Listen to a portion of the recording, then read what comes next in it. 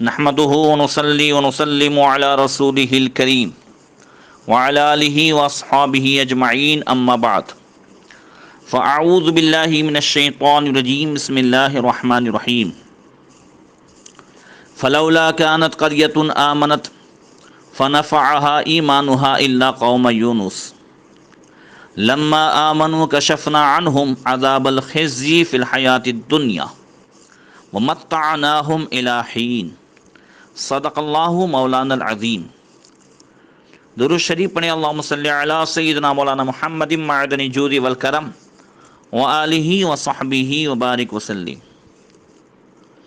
محترم سامعین، درس تفسیر میں انبیاء کرام علی نبینا علیہم الصلاۃ والتسلیم کا مقدس تذکرہ چل رہا ہے، جس میں لاک ڈاؤن کی شروعات سے لے کر ابھی تک حضرت سیدنا یوسف علیہ السلام، یعقوب علیہ السلام، حضرت موسیٰ اور ہارون علیہ السلام، حضرت داؤد و سلیمان علیہ السلام، حضرت عیسیٰ و زکریا علیہ السلام اور حضرت آدم علیہ السلام کے تذکرے ہوئے۔ آج کے انشاءاللہ تعالیٰ ایک ہی درس میں اللہ کے نبی حضرت سیدنا یونس علیہ السلام ان کی قوم کا تذکرہ ہوگا۔ اللہ تبارک و تعالی نور قرآن سے ہم سب کو منور فرمائے۔ قرآن میں سورہ یونس اللہ تبارک و تعالی نے نازل فرمائی، اور سورہ یونس کے ساتھ ساتھ قرآن پاک کے 23ویں پارے میں 17ویں پارے میں بھی حضرت یونس علیہ السلام کا تذکرہ ہے۔ حضرت یونس علیہ السلام کو اللہ تبارک و تعالیٰ نے نینوا علاقہ جو تھا، جو عراق میں ہے، موصل کے پاس، وہاں آپ کو جو ہے بھیجا۔ آپ کی قوم کفر و شرک اور بت پرستی میں مبتلا تھی۔ حضرت یونس علیہ السلام نے انہیں ایمان لانے اور بت پرستی چھوڑنے کا حکم دیا، لیکن قوم نے آپ کو جھٹلایا۔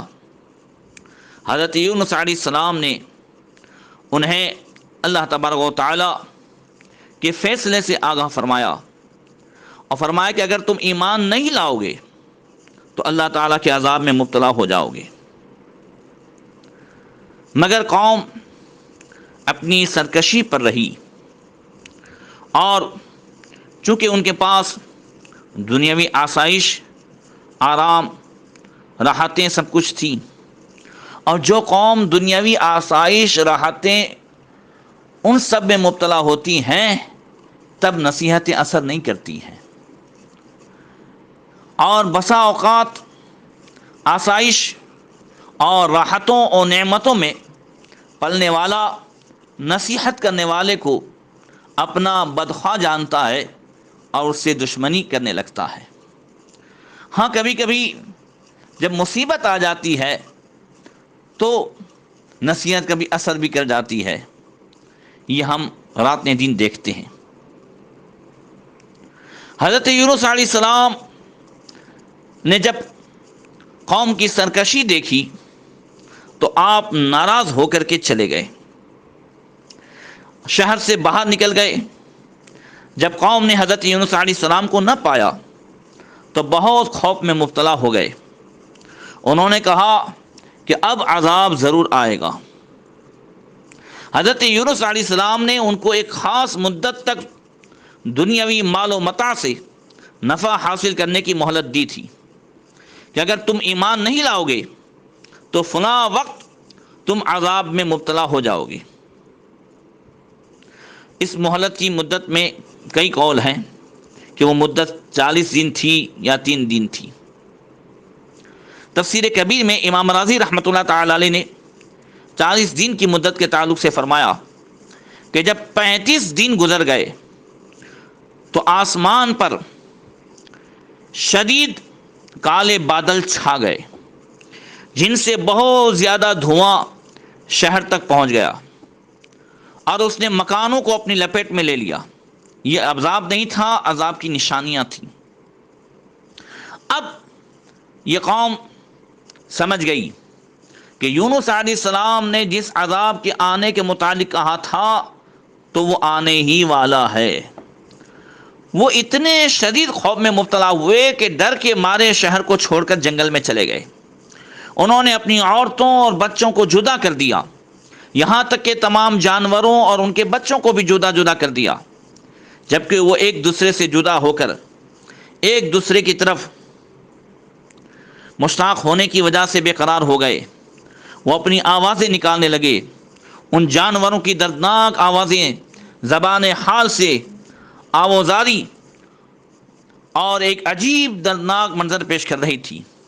وہ سب انسان، مرد، عورتیں، بچے اللہ تعالیٰ کے حضور جو ہے اپنی عاجزی کا اظہار کر رہے تھے، رو رہے تھے اور عرض کر رہے تھے، اے اللہ، ہم تجھ پر اور تیرے نبی یونس علیہ السلام پر ایمان لائے، ہم اپنے گناہوں کی معافی طلب کر رہے ہیں، اے مولا کائنات ہمارے گناہ معاف کر دے اور ہمیں آنے والے عذاب سے محفوظ رکھ۔ اور اس توبہ کے ساتھ ساتھ انہوں نے ایک دوسرے پر جو ظلم کیے تھے ان کو بھی معاف کرایا۔ اگر کسی کے حقوق انہوں نے مارے تھے تو وہ واپس کیے۔ توبہ کا یہ عالم تھا کہ اگر کسی کی اجازت کے بغیر انہوں نے کوئی پتھر اپنے مکانوں کی بنیادوں میں لگایا ہوا تھا تو وہ بنیادیں کھود کر وہ پتھر نکال کر واپس کیا۔ جب انہوں نے ایمان قبول کر لیا، سچے دل سے توبہ کر لی، تو اللہ تعالیٰ کو ان پر رحم آ گیا اور ان سے عذاب دور ہو گیا۔ وہ دین عاشورے کا دین تھا، 10 محرم الحرام اور جمعہ کا دین۔ اور انہوں نے چونکہ حضرت یونس علیہ السلام پر کچھ لوگ ایمان لائے تھے، تو زمانے میں جو ایک بزرگ عالم تھے ان کے پاس جا کر کے انہوں نے کہا کہ ہم پر عذاب آنے والا ہے، ہم کیا کریں؟ تو انہوں نے مشورہ دیا کہ تم اللہ کے حضور اس طرح دعا کرو۔ محترم سامعین، دعا سنیے اور آج کے دور میں اسے اپنائیے۔ آج بھی ہم جو ہے اس دعا کے محتاج ہیں اور تھے اور رہیں گے۔ اس یونس علیہ السلام کی امت کے اس بزرگ عالم نے دعا بتائی، وہ دعا انہوں نے کی۔ وہ دعا کیا ہے آپ بھی سنیں، اسے یاد کریں۔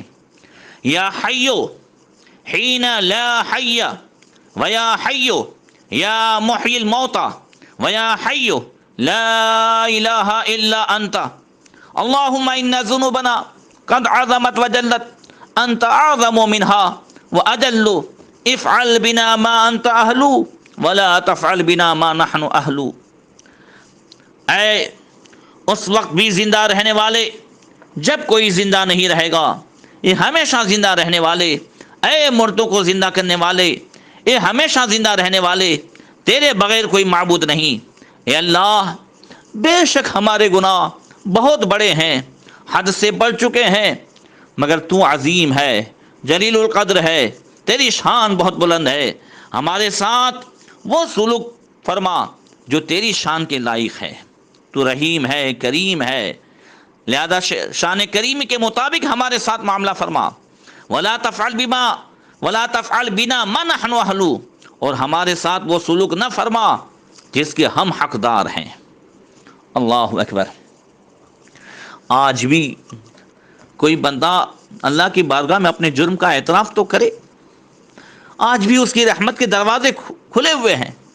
ارے وہ تو حضرت یونس علیہ السلام کی قوم ہے، ارے امت مصطفیٰ میں، اللہ اکبر، حضور کے صدقے میں مرتے دم تک جو ہے، یعنی مرنے سے پہلے تک وہ توبہ کا دروازہ کھلا ہوا ہے، رحمت کے دروازے کھلے ہوئے ہیں۔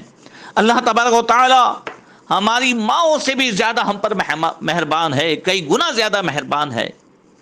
آج ہم توبہ و استغفار کی طرف تو آئیں۔ اللہ تبارک و تعالی نے قوم یونس کی اس گریہ وزاری آہوزاری کو قبول فرمایا اور ان سے عذاب ٹل گیا۔ اللہ ارشاد فرماتا ہے 11ویں پارے میں، فلولا كانت قرية آمنت فنفعها ایمانها الا قوم یونس لما آمنوا کشفنا عنهم عذاب الخزي في الحیاة الدنیا ومتعناهم الى حین۔ تو کیوں ایسا نہ ہو کہ کوئی بستی ایمان لاتی تو نفع دیتا اسے اس کا ایمان، کسی سے ایسا نہ ہوا سوائے قوم یونس کے۔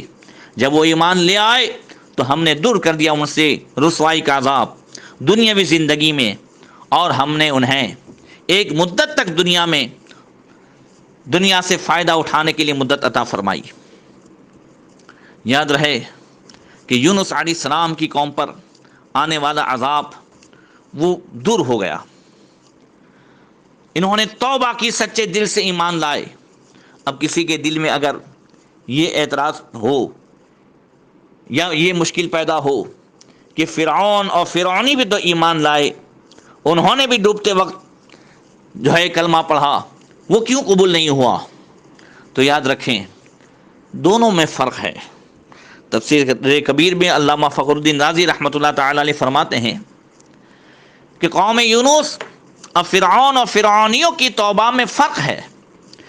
فرماتے ہیں ان فرعون انما تاب بعد ان شاہد العذاب واما قوم یونس فانهم تابوا قبل ذلك فانهم لما ظهرت لهم امارات دلت على قرب العذاب تابوا قبل ان شاهدوا فظهر الفرق۔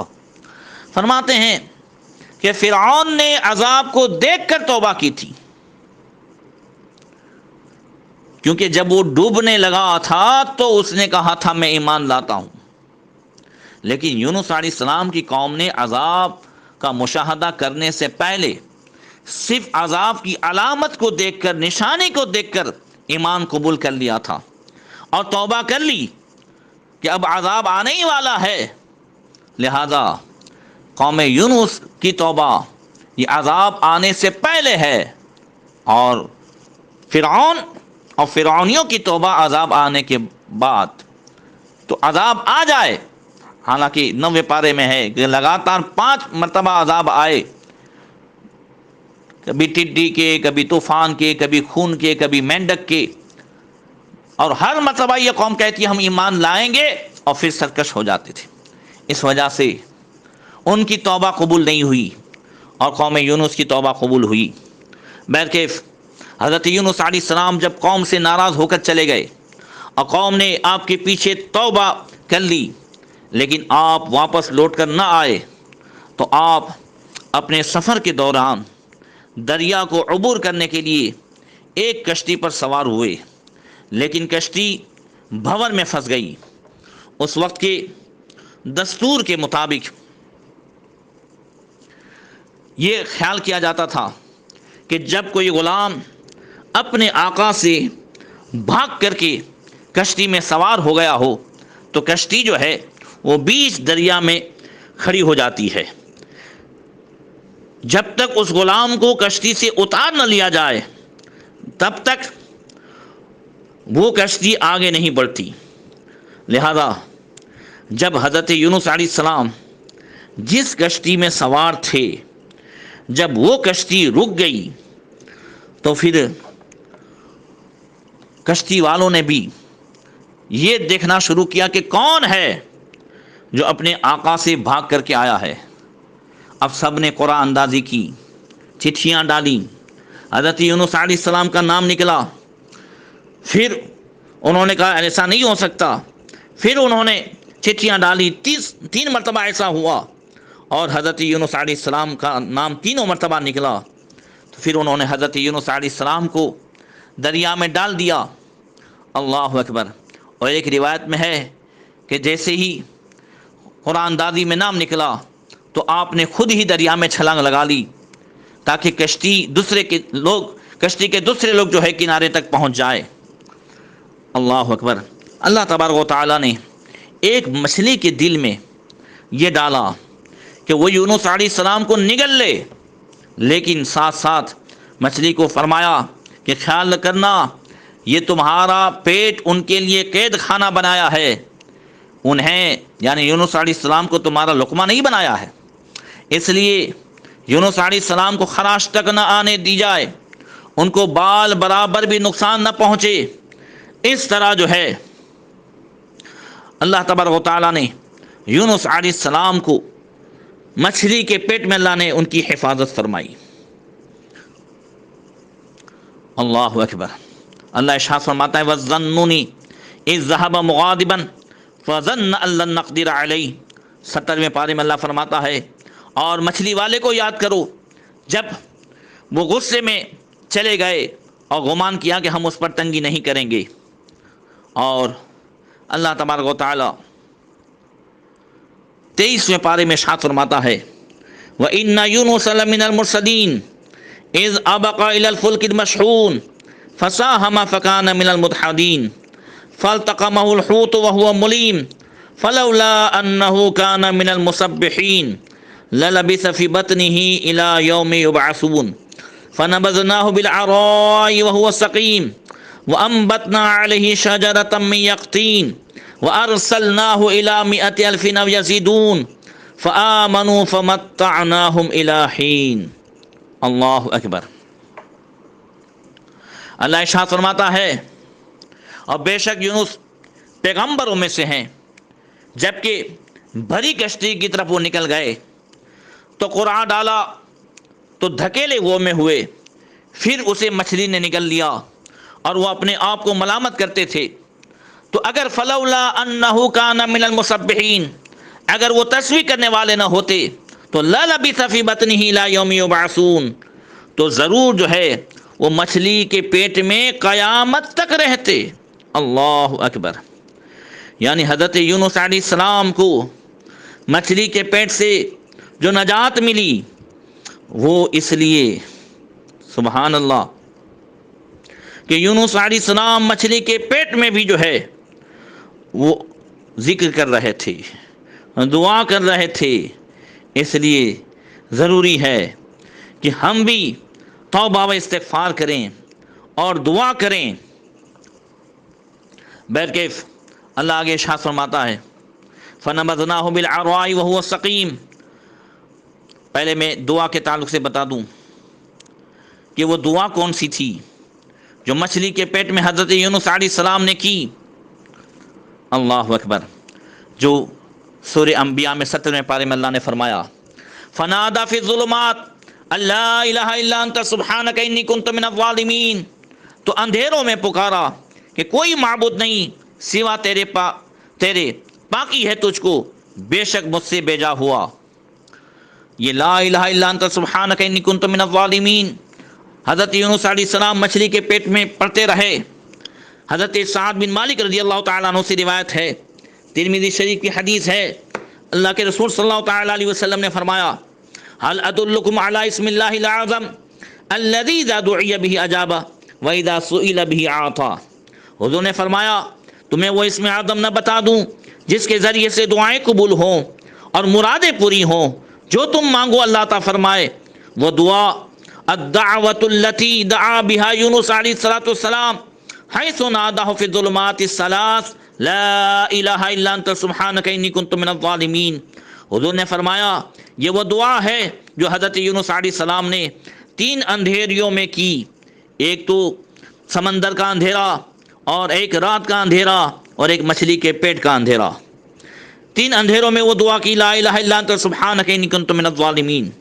جب حضور نے فرمایا تو ایک صحابی عرض کرنے لگی فقال رجل یا رسول اللہ هل كانت لیونس خاصہ ام للمؤمنین عامہ. یہ حضرت یونس علیہ السلام کے لیے خاص ہے یا سارے مومنوں کے لیے عام ہے؟ یعنی اگر کوئی بھی مومن اس دعا کو پڑھ کر کے سچے دل سے توبہ کر کے دعا کرے تو کیا اس کی دعا قبول ہوگی؟ اللہ کے رسول نے فرمایا فقال رسول اللہ صلی اللہ علیہ وسلم الا تسمع قول اللہ عز وجل ونجیناہ من الغم وکذالک ننجی المؤمنین. حضور نے فرمایا کیا تم نے اللہ تعالیٰ کے اس ارشاد کو نہیں سنا 17ویں پارے میں؟